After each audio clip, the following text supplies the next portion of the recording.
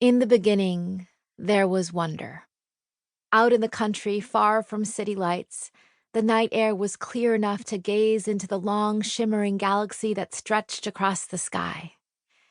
I would stand in the field behind our house and talk to the stars like they were my friends, just like I talked to the cows over the fence or the horses across the road. Once, while playing in a stream, I saw a butterfly dancing over the water and put out my finger and asked it to come to me. And the butterfly came. It perched on my finger for a long time, long enough for me to peer closer at its wings and praise it before it flew away. Back then, there was no question. The earth under me, the stars above me, the animals around me were all part of me. And wonder was my first orientation to them all, the thing that connected me to them.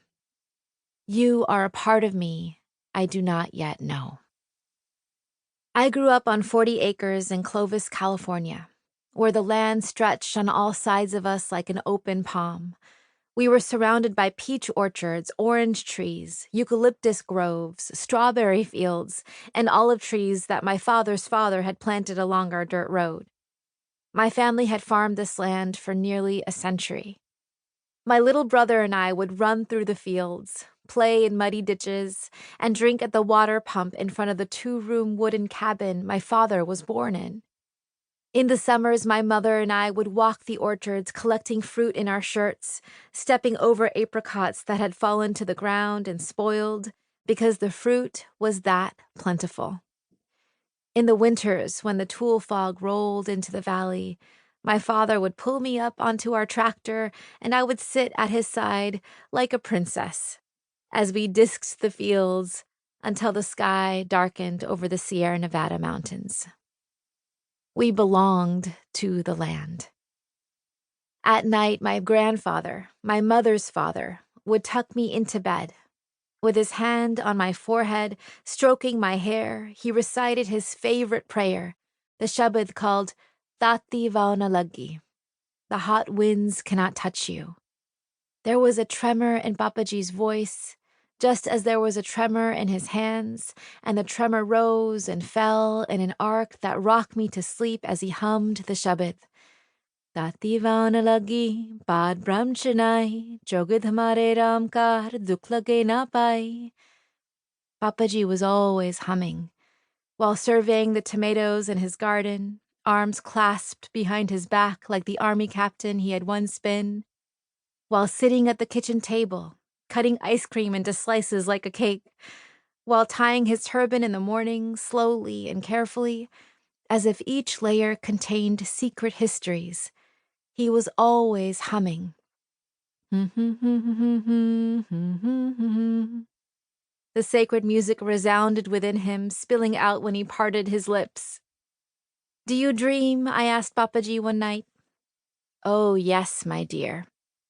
"What did you dream last night?" "I was a young man on the beaches of Gaza, and I was running fast like I used to run. My superior officer, British, challenged me to a race, and I was winning," he said, and laughed. Papaji was wondrous to me, as infinite and inexhaustible as the night sky. He had worlds of stories in him, ancient stories he would bequeath to me in slivers, stories of gurus and saints, warriors and poets, soldiers and farmers, and these stories formed a long, shimmering history that spanned centuries from India to America and ended with me. My favorite was our origin story, the story of Guru Nanak, the first teacher of the Sikh faith. 5 centuries ago, the story goes, halfway around the world in a village in Punjab, on the Indian subcontinent, there lived a young man named Nanak. He was deeply troubled by the violence around him, Hindus and Muslims in turmoil. One day he disappeared on the bank of a river for 3 days. People thought he was dead, drowned. But Nanak emerged on the 3rd day with a vision of oneness. Ik Omkar, the oneness of humanity, and of the world.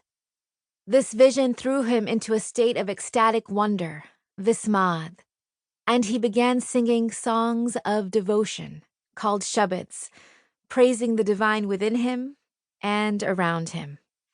In other words, he was in love. Love made him see with new eyes.